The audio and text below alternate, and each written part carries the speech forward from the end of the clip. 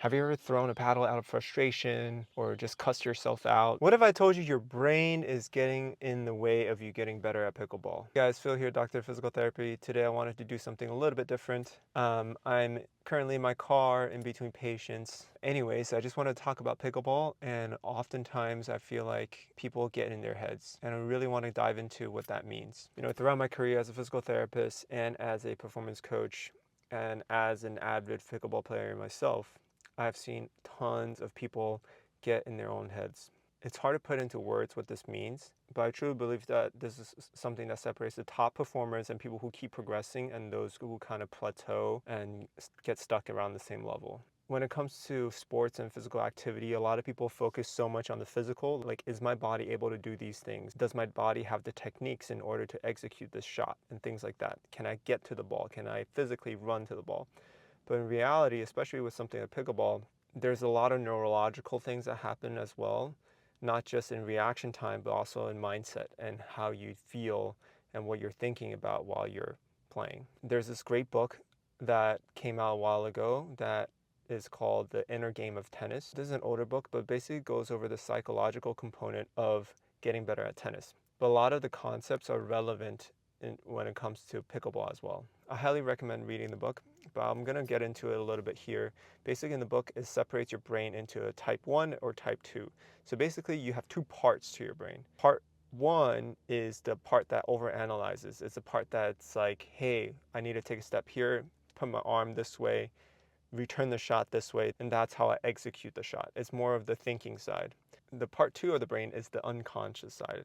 It's the side that does things without thinking. And we learn this in physical therapy as there are a lot of motor skills that you do throughout the day, throughout your life, that you don't even think about. Things like putting on your shoes or going up and down stairs. A lot of these motor skills, a lot of these day-to-day actions you're doing without even thinking about it. So the part 2 of your brain is in charge of doing that, the unconscious movement. So basically, this tennis coach talks about how a lot of people get stuck in the part 1 of their brains. So they are always thinking about, how can I execute this shot? Where should I have been? What mistakes did I make? And while analyzing your game is really good, it's good to know what you did wrong. It's good to analyze and make sure your techniques are good. But sometimes leaning too much into it can actually hinder your performance. There's this concept called the flow state. Flow state is like a mindset that happens when you feel like everything's automatic. It happens in all sports. For basketball players, when you're in a flow state, you're just in the rhythm and all your shots go in. Or pickleball, when you're in the rhythm, you're not even thinking. You can control the ball really well. Wherever you aim, the ball goes. I'm sure there are days that you feel that way as well. It's like, oh my gosh, I played so well.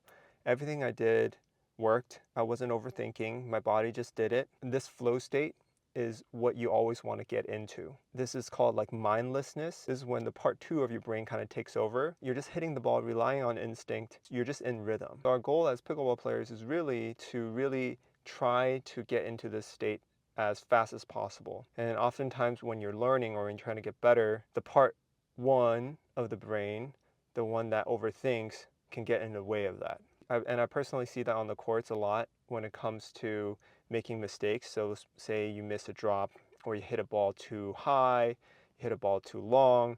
Sometimes people will really criticize themselves, right? People say, oh my gosh, that's so bad, that's so bad. And then they kind of get angry, frustrated, which is understandable, but oftentimes that kind of energy bleeds into the next point, and you kind of just go on tilt and you just kind of play worse and worse because you're kind of caught up with what you did wrong or a mistake you made a couple points ago. And before you know it, the game's over. The best athletes are able to forget and quickly recover from mistakes. They don't dwell on the point. They don't think about, what am I going to do in the next point? In order to really get into that flow state, to get into the unconscious brain, it's really about, hey, let's take it one point at a time. We're going to forget about what happened before. We're going to not forecast or predict what is going to happen. The point that matters is this point, this current point right now. And you might ask, what are some practical steps that you can do to be more present? You could do things like focusing on your breathing. You could feel the weight of your paddle in your hand, or just stare at the pickleball and look at the holes on the pickleball. Anything you can do to bring yourself to this moment right now. Of course, this is something that's easier said than done.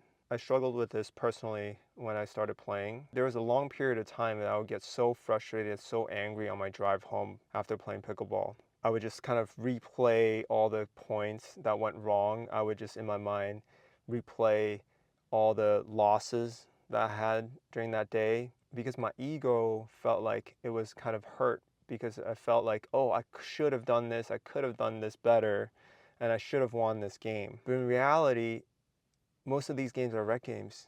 It's not that serious. There's nothing on the line. I'm not a professional. And if you're watching this, you're probably not a professional either. We're just there to have fun, to connect with other people, and to kind of hopefully get better. So the point of this story is that in order for you to get better, you really have to be present. Get part two of your brain active. Don't overthink things. Trust your body and trust your instincts, especially when you're playing actual games. I do want to mention that there is a purpose to the part one of your brain, right? When you're learning a new skill, you have to know how to take a step, how to hold the paddle, and how to hit the ball, how to hit a drop shot, how to hit a drive, etc. So save the over and analyzing part, save that part to drilling, to practicing, not so much when you're actually in a game. So long story short, it's not that serious. Don't try to be so tied to the outcome of winning or losing, but really try to play every point the best that you can. This is like a new format that I'm trying just to kind of get some videos in while I'm on the road during the day. Let me know if there's something you'd be interested in. Stay healthy and take care.